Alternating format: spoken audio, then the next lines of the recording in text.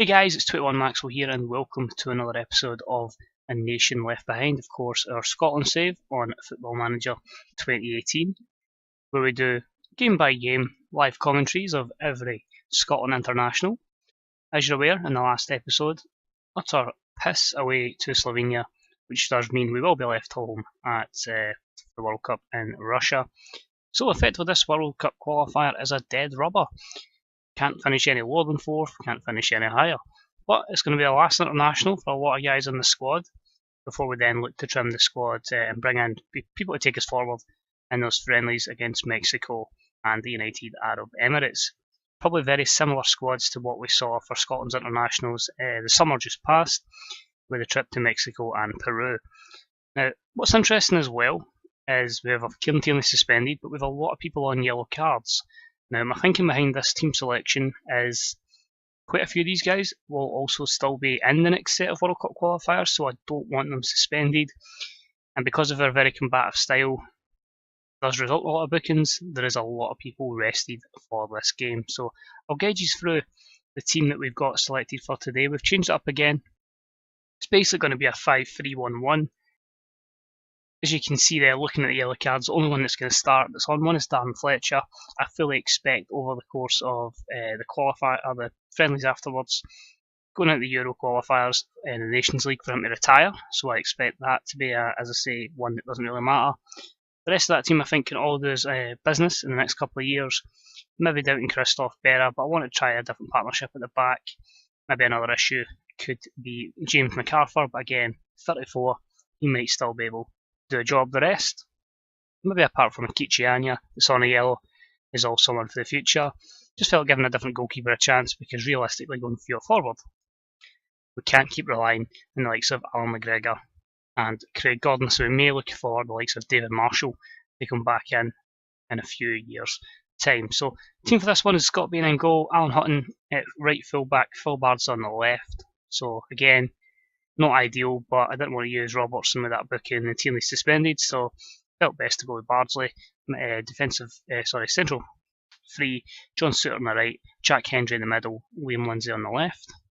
Playing not really a position that he's good at in terms of matching up with his positions in this, but I've put Snodgrass as an advanced playmaker essentially, who will be beside James Morrison. Matt Ritchie will just play off the right, cutting in to try and support Lee Griffiths up front. Subs that we'll probably use in this game will probably be Ryan Fraser, Jordan Rhodes, and we'll pick someone else to come on and hopefully not get booked. So we know our position. As I say, we cannot make it to the World Cup, but hey, we'll hopefully go out and put in a good performance. And we'll probably just talk a lot about what the World Cup happened just there. But look at this, I mean, they've got a few good players there, so it's pretty disappointing for them that they didn't make the World Cup themselves. Two good centre backs, one far better than the other. I think Skinner's an absolutely phenomenal player. I think he's going to have a very, very good career. Impressive first season at Inter after leaving Sampdoria. Skirtle, obviously, we all know about him. Fantastic man at Hamshik again.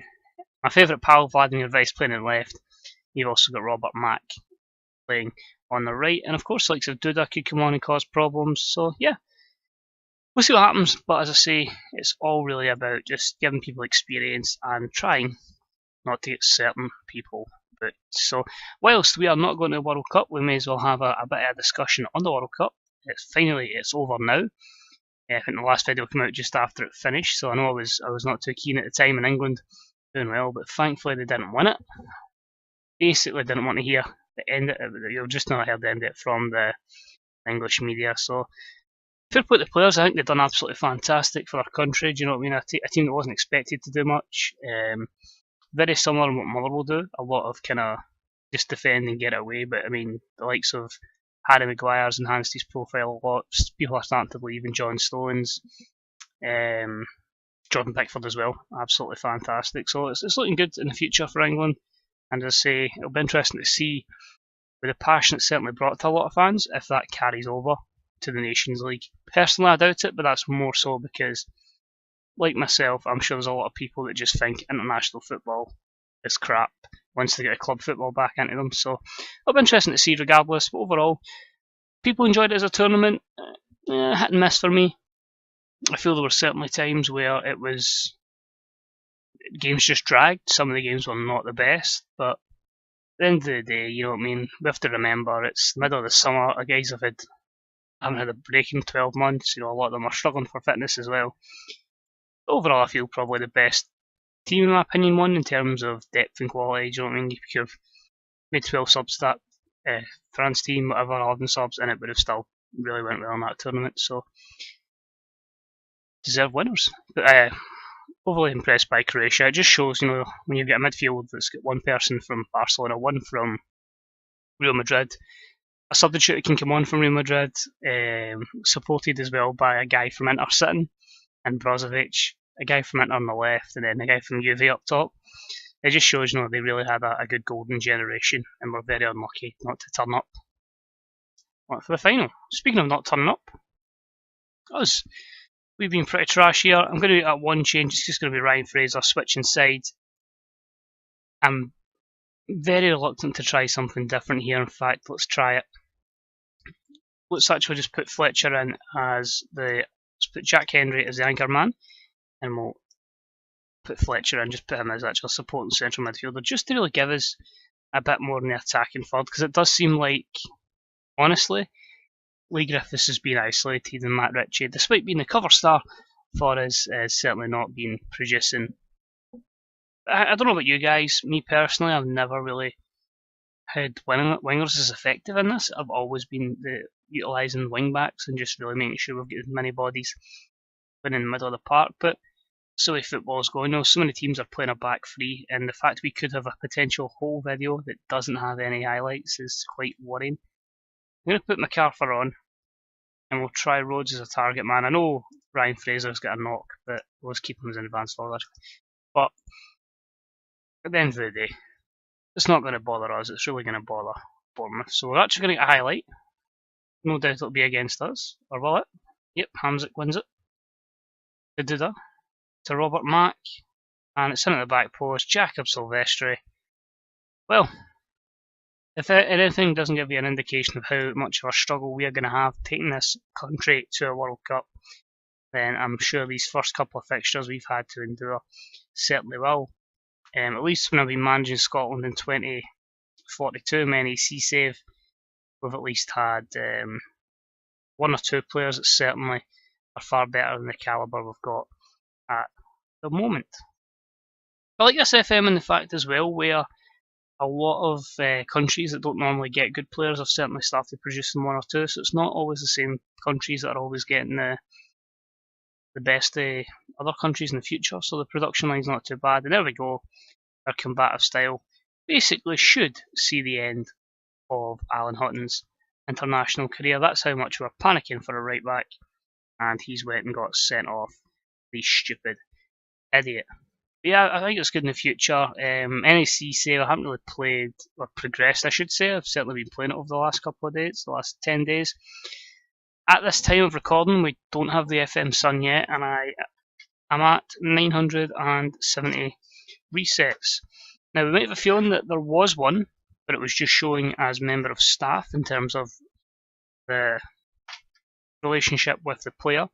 If I get another one like that, I'm going to forward it a few days, because there is rumours that could result in changing to Sun rather than just manager relationship. So I'll keep an eye on that, and rest assured if that does happen and the Sun finally comes on the game, there will be a video on that. So overall, utter shambles. Pretty much a disgrace there as Marek Hamsik makes it 2-0. Let's have a look through here, because we may be struggling with our job. So let's have a look. Disappointed. They've decided to allow us to remain in charge, so pressure's on us already going into the Nations League. And there you can see there, Switzerland, Italy, Greece, Wales, the Czech Republic, Denmark, Slovenia and Holland will be in the playoffs. But apparently we're making progress. Jason Cummings, who we overlooked, must surely come into our plans. Well, it's nice to see. We failed to qualify, but they feel we're on the up. But I think we all knew, even before this group in real life, it was a very, very difficult group. You know, England, Slovakia and Slovenia all in the same group. It was horrible. And hopefully, if we get there, we get a kind nation. Well, Nations League, hopefully we get a kind one. The European qualifiers, hopefully we can as well. I know in real life, Scotland have off the top of my head, I'm trying to remember Israel and Albania, who we should be beating in the Nations League. But then again, for drawing with Kosovo, let's be realistic. The only match I've really won on the series so far has been a 1-0 win against Lithuania, and that was lucky. So we've got a lot to do here, and hopefully, as I say, we have a bit of time for the 2 friendlies that we'll have in the next couple of videos, and then a kick up the arse in 2018. So cheers for watching, guys. Much appreciated. Not a lot to say in terms of the Football Manager video, but in terms of the World Cup in general, let us know how you found the tournament. Were you surprised with how it went down? Who was your player of the tournament? Do you think Luka Modric deserved it, or possibly should it have went to Kylian Mbappe or someone else, possibly? And yeah, just your general opinions on the World Cup. Did the right team win? And if you're English, did you feel your country did you proud, and do you feel it puts you in a good stead for Euro 2020? So that's it. Cheers again, boys, and I'll see you again soon for the next time this nation is left behind. Bye bye.